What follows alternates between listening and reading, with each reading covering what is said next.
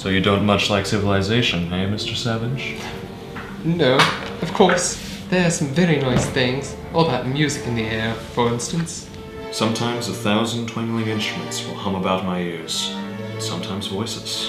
Have you read it too? I thought nobody knew about the book here in England. Almost nobody. I'm one of the very few. It's prohibited, you see. But as I make the laws here, I can also break them. With impunity. But then why is it prohibited? Because it's old. That's the chief reason. We haven't a lot of use for old things here. Even when they're beautiful? Particularly when they're beautiful. Beauty's attractive, and we don't want people to be attracted by old things. We want them to like the new ones. But the new ones are so stupid and horrible! Why don't you let them watch Othello instead? Well then, something new that's like Othello, that they can understand. That's what we've all been wanting to write! And that's what you'll never write. Because if it were really like Othello, nobody could understand it, however new it might be. And if it were new, it couldn't possibly be like Othello. Oh, why not? Because our world is not the same as Othello's world. You can't make flivvers without steel. And you can't make tragedies without social instability. The world's stable now. People are happy. They get what they want, and they never want what they can't get. They're well off, they're safe, they're never ill, they're not afraid of death. They're blissfully ignorant of passion in old age. They're plagued with no mothers or fathers. They've got no wives, or children, or lovers to feel strongly about. They're so conditioned that they practically can't help behaving as they ought to behave. And if anything should go wrong, there's some which you go and chuck out of a window in the name of liberty. Mr. Savage. Liberty.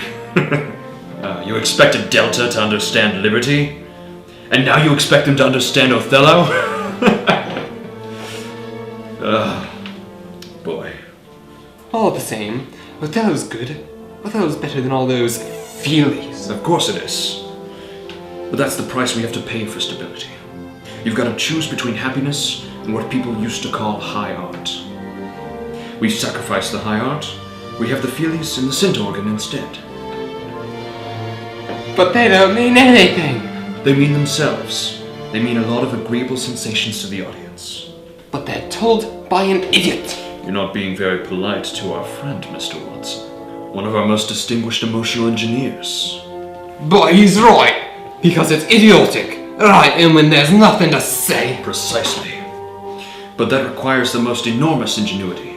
You're making flivvers out of the absolute minimum of steel. Works of art out of practically nothing but pure sensation. It all seems to me quite horrible. Of course it does. Actual happiness always looks pretty squalid in comparison with the overcompensations for misery. And of course, stability isn't nearly so spectacular as instability. And being contented has none of the glamour of a good fight against misfortune, none of the picturesqueness of a struggle with temptation, or a fatal overthrow by passion or doubt. Happiness is never grand. Well, I suppose not. But need it be quite so bad as those twins? Horrible! But how useful! I see you don't like our Bakanovsky groups, but I assure you they're the foundation on which everything is built. A foundation that must never topple. All is our enemy, even science. You know, I attempted science once. Real science, none of that cookery that they do back at the university. Oh, what happened? Very nearly was going to happen to you, young man. I was nearly sent to an island. Send me to an island? Yes, and I almost envy you, Mr. Watson. Then why aren't you on an island yourself? I very much regret science. I was too much interested in truth. I paid too. But you didn't go to an island. That's how I paid, by choosing to serve happiness. Other people's, not mine. It's lucky that there are such a lot of islands in the world. I don't know what we should do without them. Put you all in the lethal chamber, I suppose.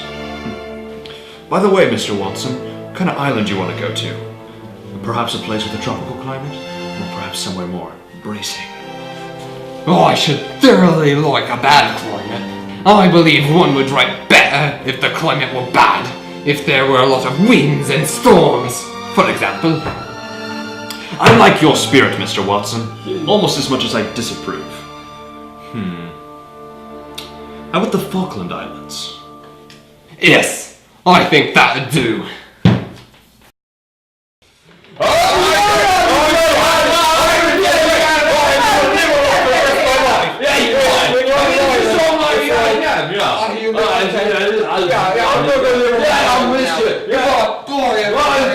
I appreciate you coming on. I just don't want to talk. Yeah, Bloody good luck to you. yeah, miss.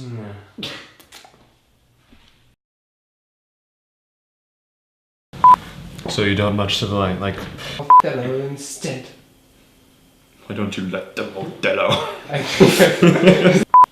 They never want what they can't get.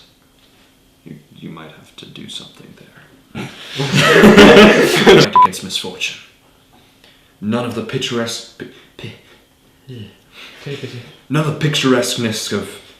I can't say that word! It's a hard word to say! None of the picturesqueness... I hate that word, is so evil. It's hard to say!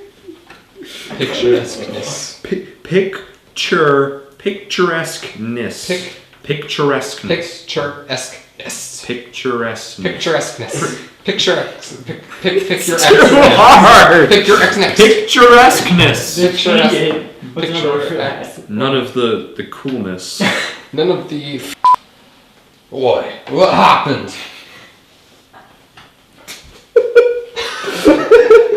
What happened? Prohibited, you see. But why is it... Shut up. Still me. Shut up. Shut up.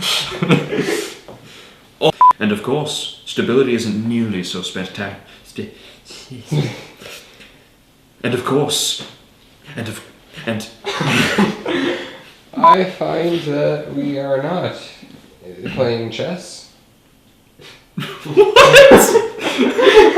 My assist! Yeah, bring it in! Yeah, touchdown! Let's go!